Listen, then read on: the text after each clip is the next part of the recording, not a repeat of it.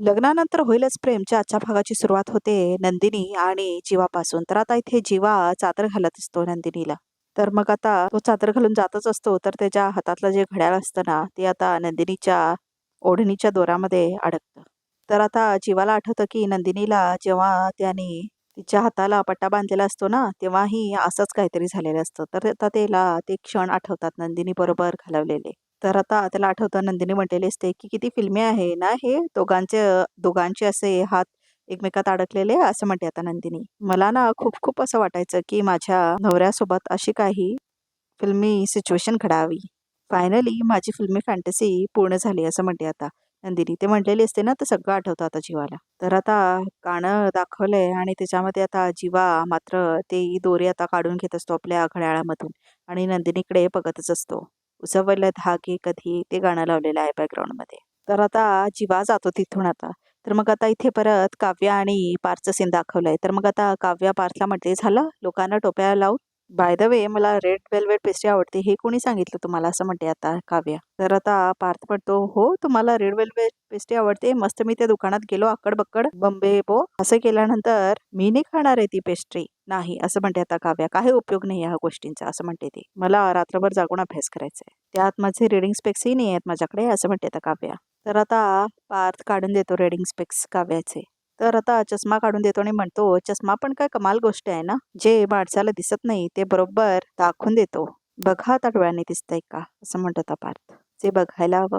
तर आता काव्या घेते आपला चष्मा आणि मग पार्थ म्हणतो गुड नाईट तिला. आणि अभ्यासच करा असं म्हणून आता पार्थ सांगून पळून जातो तिथून. तर आता इथे काव्या अभ्यास करत बसलेली असते, तर तिला अनिशाचे बोल आठवतात. ती म्हटलेली असते, की असं ब्लॉक करून, फोटो डिलीट करून, लोकेट तोडून काय होत असतं गं? आपल्या पास्टमुळे आपल्या प्रेझेंटची टेस्ट नाही बिघडवायची. आणि हे सगळं आठवत आता काव्या त्या रेड वेल्वेट पेस्ट्रीकडे बघत असते. तर आता काव्या रेड वेल्वेट पेस्ट्री खाऊन बघते आणि तिला खूप छान वाटतं ते खाऊन आता. अशी टेस्ट बदलायची प्रयत्न करतेय मी असं म्हणते आता काव्या केक खाऊन. पण चव यायला थोडा वेळ लागेल. तर आता तेवढ्यातच सकाळ होते. तर आता इथे पार्थ काव्याबरोबर जे काल त्याचं संभाषण झालेलं असतं ना, ते सगळं रेकॉर्ड करून आणलेलं असतो, की तो म्हणत असतो, की "कॉफी तरी द्या हो." तर ती म्हटलेली असते, "दूध संपलंय." तर "ब्रेड द्या ना हो." तर मग ती म्हणजे सँडविच द्या ना हो म्हटलेलं असतो ना, तर ती म्हटलेली असते, "ब्रेड नासलाय." तर आता ते सगळं त्यांनी रेकॉर्ड केलेलं असतं आणि ते आता ऐकत असतो तो सकाळी. आणि मग त्याच्यात हे असतं, की "हे घ्या हो, डेझर्ट नाही आहे ते, प्रेम आहे." असं वगैरे म्हटलेलं असतं ना, आता पार्थ ते सगळं आता ऐकतो तो. तर मग आता मागून मानित सुद्धा ते ऐकत असते आणि ती आता नाश्ता घेऊन येते पार्थसाठी. तर ती म्हणते, "डेझर्ट अँड ऑल." हां, असं म्हणते मानिनी आता. "काय काव्याचा आवाज होता ना? आली की काय? असं वाटलं मला." असं म्हणते आता मानिनी. "नाही, मीच गेलो होतो काल रात्री." असं म्हणतो पार्थ. "मीच गेलो होतो काल रात्री भेटायला त्यांना." "अच्छा, म्हणजे भेटायला गेलास आणि आवाज वगैरे रेकॉर्ड करून आणलास." असं म्हणते आता मानिनी.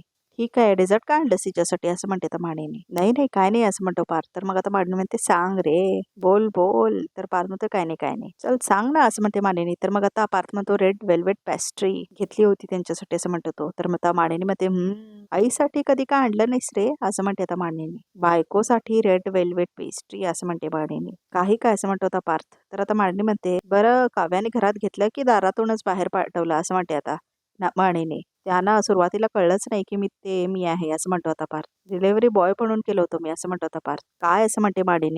"काय तू डिलिव्हरी बॉय बोलून गेला होतास? Parth please delivery boy? काय उगाच नसते उद्योग." तर आता पार्थ म्हणतो, "काय नसते उद्योग? बाबा दूधवाला वगैरे तुला माहेरी भेटायला यायचे. ते बरं बरं ते रोमॅन्टिक आणि मी डिलिव्हरी बॉय बनून गेलो तर नसते उद्योग." असं म्हणतो आता पार्थ. "चांगलं आहे हां, चांगलं आहे." असं म्हणतो आता पार्थ. तर आता मांडणी म्हणते, "तू तू बाबाच्या नादी लागू नकोस हां पार्थ. हे बघ तेव्हा परिस्थिती वेगळी होती कळलं." असं म्हणते मानिनी. "आम्हा दोघांचं लग्न लवकर झालं अरे. मी लास्ट इयरला होते तिच्या बाबांना नोकरी सुद्धा नव्हती. बरं लग्न झाल्यावर मुलीचं शिक्षण चालू ठेवणार ह्या अटीवर माझ्या वडिलांनी देशमुखांच्या घरी लग्न लावून दिलं." असं म्हणते आता मानेने. "त्यामुळे ते दिवस वेगळे होते आणि आता तुझी परिस्थिती वेगळी आहे." असं म्हणते मानेने. "तुझं काम चालू आहे, तुझे मीटिंग्स असतात, त्यात तुला हे उद्योग करायचे आहेत. काय उगाच बाबांचं काय ह्यांचं तर काय जातंय तरुणाचे किस्से सगळे सांगायला." असं म्हणते मानिनी. "पण तू इम्प्रेस झालीस ना असं म्हणतो पार्थ. गप रे पार्थ असं म्हणते ती. तर मग आता तेवढ्यातच नंदिनी येते आणि म्हणते सॉरी आई सॉरी सॉरी मला जरा उठायला खूप लेट झाला असं म्हणते नंदिनी. इट्स ओके काय तेवढ्यात काय त्यात असं म्हणते आता मानिनी. तर मग आता नंदिनी म्हणते मी पटकन चहा आणते सगळ्यांसाठी. तर मग आता मानिनी म्हणते मी आणते तुम्ही बघा बसा दोघे असं म्हणते मानिनी. बस बस असं म्हणते. तर नंदिनी बसते आता. तर आता नंदिनी डोक्याला हातरते आणि असं करते. तर मग सगळे बघतात तिच्याकडे. काय ग काय होतंय असं म्हणते मानिनी. नाही नाही काय नाही आई जरा पाठ दुखते असं म्हणते नंदिनी मानिनीला. मी नंतर तुला जरा तेल लावून मालिश करून देते असं म्हणते आता मानिनी. आले चहा घेऊन आले असं म्हणते ती. आणि जीवा पण आता पेन रिलीफ स्प्रे आणायला जातो. आधी माझी सुद्धा पाठ दुखायची असं म्हणतो आता पार्थ. मी सोफ्यावर झोपायचो तेव्हा माझी पाठ दुखायची असं म्हणतो आता पार्थ. पण तुमची पाठ का दुखत असेल असं म्हणतो आता पार्थ. नाही तुम्ही तर सोफ्यावर तर नाही झोपत असाल असं म्हणतो आता पार्थ. हो मी का झोपेन सोफ्यावर असं म्हणते आता नंदिनी. तेवढ्यातच जीवा येतो आणि रिलीफ स्प्रे देतो आता नंदिनीला. तर आता पार्थ म्हणतो दे आईजवळ. तर मग आता मानिनी घेते तो स्प्रे. तर मग आता मानिनी चहा देते जीवा आणि नंदिनीला. तर आता तेवढ्यातच काव्याचा फोन येतो आता पार्थला. हा काव्या बोला असं म्हणतो आता पार्थ. काय हो असं म्हणते काव्या. काय हो डिलिव्हरी बॉय अजून एक डिलिव्हरी कराल का इकडे असं म्हणते आता काव्या. नक्कीवर पुछपुछ बोला ना असं म्हणतो आता पार्थ. माझं एक खाकी कवर घातलेलं पुस्तक आहे. पार्थ म्हणतो खाकी कवर घातलेलं पुस्तक आहे त्याचं काय असं म्हणतो पार्थ. तर ते पुस्तक मला हवंय ते प्लीज तुम्ही आजच्या आज जरा. तर मग आता पार्थ म्हणतो अहो आणून देतो ना डोंट वरी असं म्हणतो पार्थ. नाही नाही नाही तुम्ही इथे यायची काहीच गरज नाही असं म्हणते आता काव्या. अनिशा गेटवर येईल तुम्ही तिला तिथे पुस्तक तेवढं द्या असं म्हणते आता काव्या. बस इतकंच असं म्हणतो आता पार्थ. ह्याला डिलिव्हरी नाही म्हणत ह्याला पिक्क करणं म्हणतात असं म्हणतो आता पार्थ. म्हणजे अनिशा आता गेटजवळ येणार मी त्यांच्या हातात पुस्तक देणार एवढंच असं म्हणतो आता पार्थ. तर आता पार्थ इथे हात धरतो फोनवर आणि म्हणतो अनिशेला कशाला मी येतो ना असं म्हणतो पार्थ. तर आता इथे डायनिंग टेबलवर बसूनच हे सगळं होत असतं. आणि इथे मानिनी नंदिनी आणि जीवा सुद्धा असतात. तर आता काव्या म्हणते कशाला तुम्ही हे पाहुणचार वगैरे जोडाल नंतर आहे असं म्हणते आता काव्या. खास जेवायला आलास तरी चालेल मोहितेंच्या घरी असं म्हणते ती. पण आत्ता अनिशा गेटजवळ येईल ती आली की तुम्हाला मी कॉल करेन तर मग जाऊन तुम्ही हे पुस्तक तिच्या हातात द्या असं म्हणते आता काव्या. That's it. बरं ठीक आहे असं म्हणतो पार्थ. तर मग आता काव्या म्हणते ठेवते मी फोन मला अभ्यास करायचा आहे.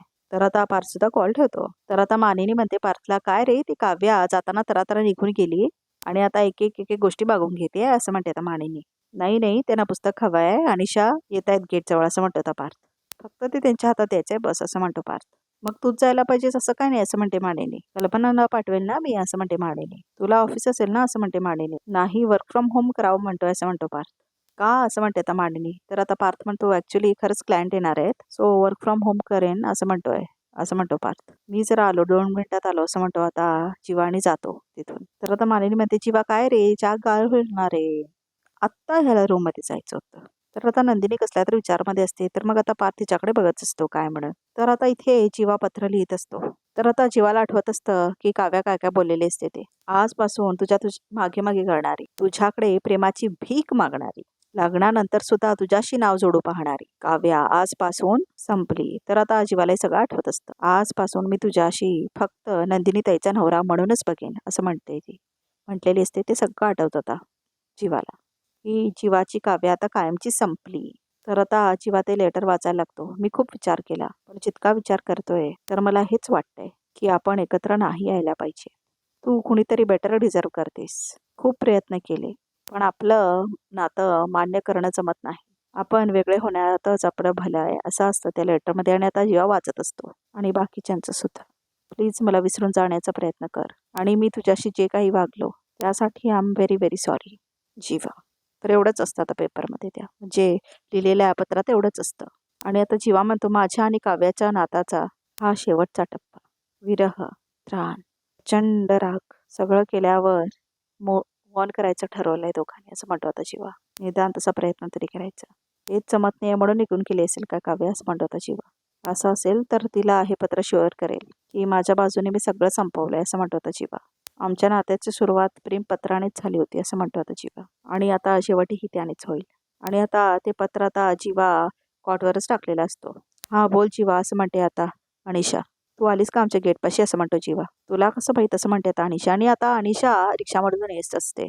ते महत्वाचं नाही आहे. तू काव्याला जे बुक आहे ते तू घेऊन जाणार आहेस ना असं म्हणतो आता जीवा अनिशाला.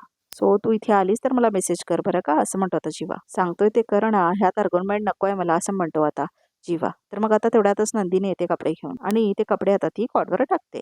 तेवढ्यातच जीवाने लिहिलेलं जे लेटर असतं ना ते आता नंदिनीला जाऊन स्वतः सापडतं.